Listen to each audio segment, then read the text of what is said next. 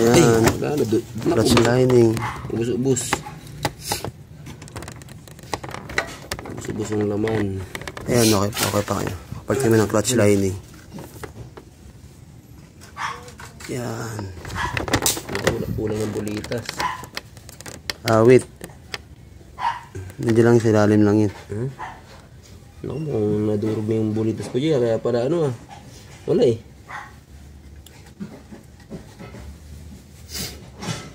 Masyadong pinapakabaw kayo mak eh. Tingnan natin yan dito. Yung ano yan? Kamialog.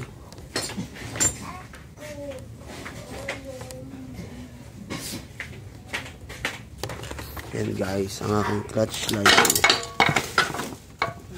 Kunin mo isang stainless din. Mga special tools eh.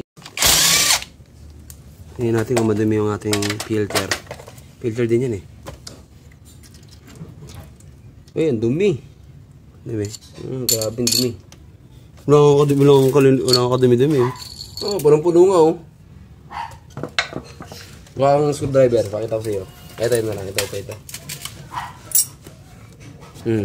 Grabe yan po. May filter din yan. Grabe, dumi pa na ito ah.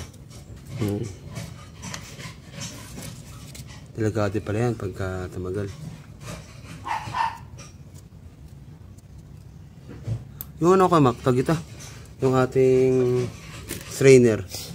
All strainer. Yan lang, andi sa ilalim eh.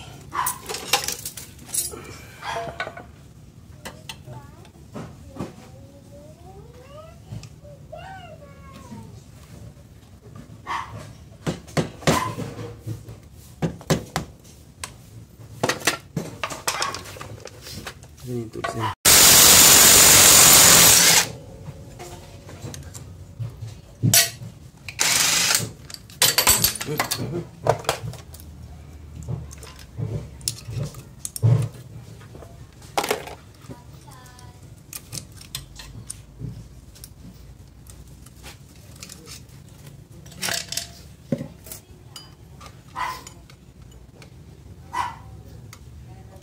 Patay. Biyak. Patay ka. Parit kang kakalats ka ngayon. Ano ba yung clutch lining ko kay Mac? Basag oh. Ano yung gagawin dyan? Ayun oh, basag ah. Basag? Ayun oh. Clutch lining ko? Ayun oh, basag ah. Nakita mo, ayun oh.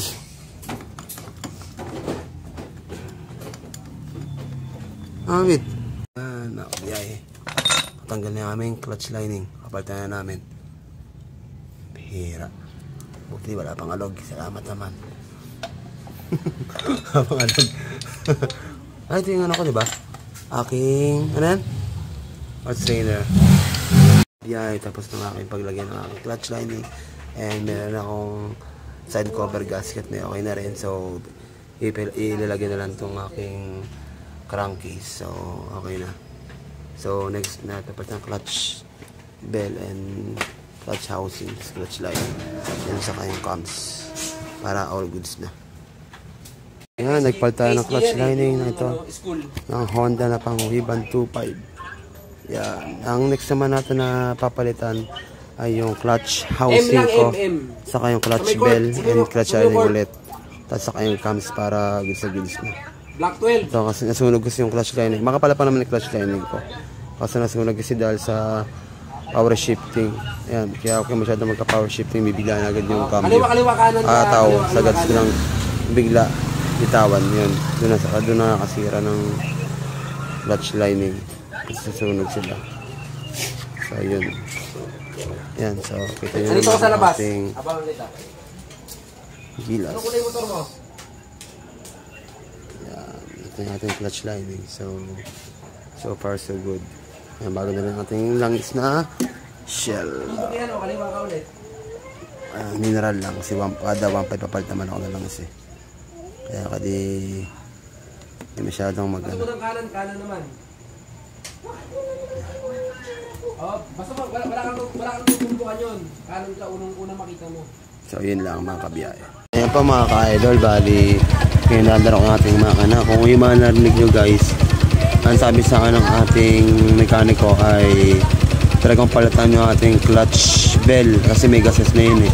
Ating primary clutch, saka clutch housing, clutch bell, then clutch lining. Dapat po sabay-sabay po yun. Hindi pwedeng, bawa, papalit clutch housing, tapos yung clutch bell mo, di bago. So sayang lang kasi may tendency, sayang lang, magagases lang yung clutch bell mo. Diba? So maganda, pag magkapalit pa kayo clutch housing, clutch bell, then clutch lining. Tapos yung tunog din parang, ano, timig naman siya eh, no? Kasi may gases po yung clutch bell ko niyan eh. Yung pinakabakal niya may uka na. So kaya siguro baka din hindi lang dyan. Saka yung cams ko, pinabamba ko. Ba nawawala. Ayan, baka yung tunog niyan sa cams ko. Kasi yung cams ko na yan, bali guys, 2015 model pa to. Then 139k 129k odo, hindi pa nakapalitan yan. So baka yun. Inarig nyo guys, ano yan? Nag-vibrate yung aking CP holder. And yun, ba nakawala, diba? So yun nga, ang next na target natin dyan, pag-iipuan natin ang clutch bell, clutch housing, clutch lining, then yung cams para all goods na, para TMIC na ulit. Ang check naman ng tayo ng ano, sa side bearing ko, connecting rod ko, wala namang alog, so goods naman. So yun lang mga kagilas, mga kabiyahe, ingat kayo dyan sa ating bawat biyahe. Ride safe.